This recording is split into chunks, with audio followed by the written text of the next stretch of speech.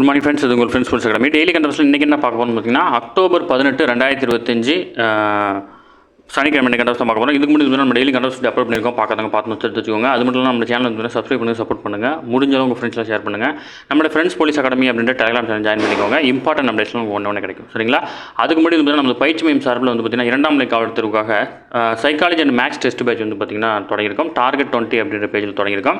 இது வந்து பார்த்திங்கன்னா மொத்தம் வந்து பார்த்திங்கன்னா டாபிக் வைஸ் 8 தேர்வும், ரிவிஷன் டெஸ்ட் ஒரு 3 டெஸ்ட், ஃபுல் டெஸ்ட் ஒரு 3 டெஸ்ட், மொத்தம் வந்து பார்த்திங்கன்னா 14 தேர்வுகள் நடக்குது. 45 டாப்பிக்லேருந்து 1000 வினாக்கள் கிட்டத்தட்ட உங்களுக்கு கிடைக்கும். சரிங்களா?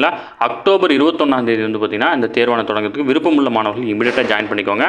ஸ்க்ரீனில் தெரிந்த நம்பருக்கு கால் பண்ணி டீட்டெயில் கேட்டு தெரிஞ்சு இமீடியட்டாக ஜாயின் பண்ணிக்கோங்க. சரிங்களா? வாங்க ஃப்ரெண்ட்ஸ், கரண்ட் அஃபேர்ஸ் பார்த்துடலாம். ஆணவ கொலையை தடுக்க தமிழ்நாடு அரசு புதிய சட்டம் இயற்றும் என்று சட்டப்பேரவையில் முதல்வர் தெரிவிச்சிருக்காரு. இந்த சட்டத்தை இயற்றுவதற்கு வந்து பார்த்தீங்கன்னா தேவையான பரிந்துரைகளை அளிப்பதற்காக ஓய்வு பெற்ற உயர்நீதிமன்ற நீதிபதி KN பாஷா தலைமையில் வந்து பார்த்தீங்கன்னா ஆணையம் அமைக்கப்படுவதாக தெரிவிச்சிருக்காரு. ஓகேங்களா? அது மட்டும் இல்லாமல் ஆதிக்க அடையாளமாகவும் தீண்டாமை குறியீடாகவும் வகை சொல்லாகவும் இருக்கும் காலனி அப்படின்ற சொல்லை வந்து நீக்கவும், பள்ளி கல்லூரி விடுதிகளில் ஜாதி அடையாளங்கள் இருக்கக்கூடாது என்பதற்காக சமூக நீதி விடுதிகளாக பெயர் மாற்றம் வந்து பார்த்தீங்கன்னா ஆல்ரெடி அரசாணை வெளியிடப்பட்டிருக்கு.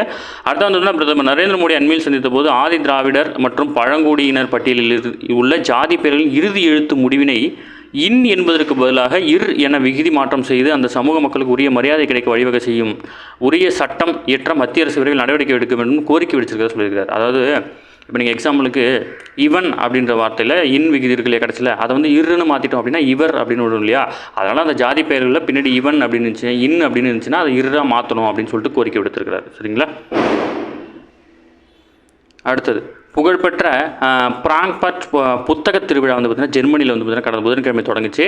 இதில் தமிழக அரசு சார்பில் பள்ளிக்கல்வித்துறை முதன்மை செயலாளர் P. சந்திரமோகன் உள்ளிட்ட 10 பேர் கொண்ட குழு வந்து பார்த்திங்கன்னா பங்கேற்று அங்கே அரங்கு அமைச்சிருக்காங்க. அதில் வந்து பார்த்திங்கன்னா வியாழக்கிழமை நடைபெற்ற நிகழ்ச்சியில் சென்னை சர்வதேச புத்தக கண்காட்சி வந்து பார்த்திங்கன்னா இத்தாலியின் அதாவது பொலினியோ குழந்தைகள் புத்தக கண்காட்சி நிறுவனம் இடையே வந்து பார்த்தீங்கன்னா இலக்கிய கலாச்சார பரிமாற்றம் தொடர்பாக புரிந்துணர்வு ஒப்பந்தம் வந்து பார்த்தீங்கன்னா கையெழுத்தாயிருக்காங்க. ஓகேங்களா?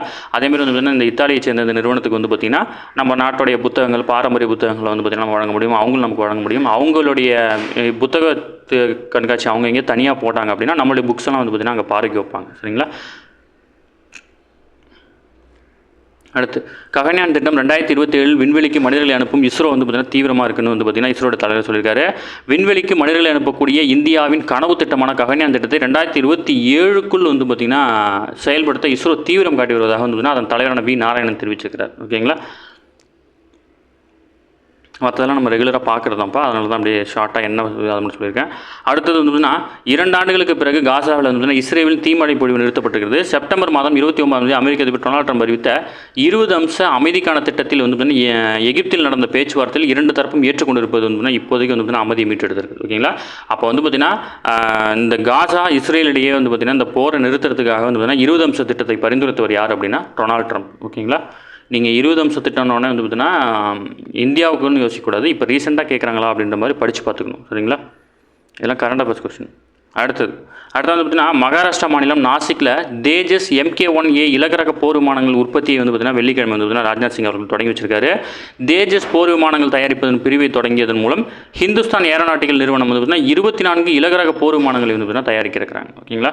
அடுத்து வந்து பார்த்திங்கன்னா பிரதமர் நரேந்திர மோடி இலங்கை பிரதமரான ஹரினா அமசூரியா வந்து பார்த்திங்கன்னா வெள்ளிக்கிழமை வந்து பார்த்திங்கன்னா சந்திச்சிருக்கிறாங்க. ஓகேங்களா?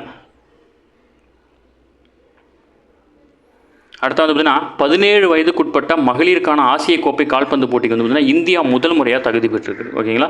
அடுத்து கிரீஸில் நடைபெற்ற ஷாட்கன் உலக சாம்பியன்ஷிப்பில் வந்து பார்த்திங்கன்னா இந்தியாவின் வந்து பார்த்திங்கன்னா ஜோராவ் சிங் சாந்த் இவர் வந்து பார்த்திங்கன்னா வெள்ளிக்கிழமை வந்து பார்த்திங்கன்னா வெண்கல பதக்கம் வென்றிருக்காரு. இந்த உலக சாம்பியன்ஷிப்பில் இவர் வாங்கின முதல் பதக்கம் இதுதான். அதேமாதிரி இந்த போட்டியில் இந்தியா வாங்கின முதல் பதக்கம் இது. ஓகேங்களா? அடுத்தது உலகக்கோப்பை கால்பந்து கோப்பை போட்டி வந்து பார்த்திங்கன்னா 10 லட்சம் டிக்கெட்டுகள் வந்து இது வரைக்கும் விற்பனையாக இருக்குது. இது அப்படின்னு FIFA வந்து பார்த்திங்கன்னா அறிவிச்சிருக்காங்க. ஆடவருக்கான 23வது உலகக்கோப்பை கால்பந்து போட்டி வந்து பார்த்திங்கன்னா கனடா, மெக்சிகோ, அமெரிக்கா ஆகிய 3 நாடுகளில் 16 நகரங்களில் அடுத்த ஜூன் 11 முதல் ஜூன் 19 வரை நடைபெற இருக்குது. அதுக்கான டிக்கெட் விற்பனை தான் வந்து பார்த்திங்கன்னா முடிஞ்சிருக்கு. ஜஸ்ட் இன்ஃபர்மேஷன் தெரிஞ்சு வச்சுக்கோங்க. சரிங்களா? ஓகே ஃப்ரெண்ட்ஸ், இன்றைக்கி கண்டப்ஸ் அவ்வளோ தாண்டி எதுவுமே கேட்க வாய்ப்பில்லை. டெய்லி கண்டப்ஸை டெய்லி பார்த்துங்க. அப்போ தான் மந்த்லி ஃபீல் படிக்கும்போது உங்களுக்கு ஈஸியாக இருக்கும். நம்ம சேனலை சப்ஸ்கிரைப் பண்ணி சப்போர்ட் பண்ணுங்கள். முடிஞ்ச உங்கள் ஃப்ரெண்ட்ஸில் ஷேர் பண்ணுங்கள். நம்மளுடைய ஃப்ரெண்ட்ஸ் போலீஸ் அகாடமி அப்படின்ற டெலிகிராம் சேனல் ஜாயின் பண்ணிக்கோங்க. இம்பார்ட்டன்ட் அப்டேட்ஸ் ஒன்று கிடைக்கும். சரிங்களா? அதுக்கு முன்னாடி நம்ம பயிற்சி சார்பில் தொடங்கப்பட்டுள்ள இந்த டெஸ்ட் பேஜில் இணையணும் விருப்பப்படிங்க அப்படின்னா ஸ்க்ரீனில் தர நம்பருக்கு கால் பண்ணி டீட்டெயில் கேட்டு தெரிஞ்சு இமீடியட்டாக ஜாயின் பண்ணிக்கோங்க. சரிங்களா? Thank you friends.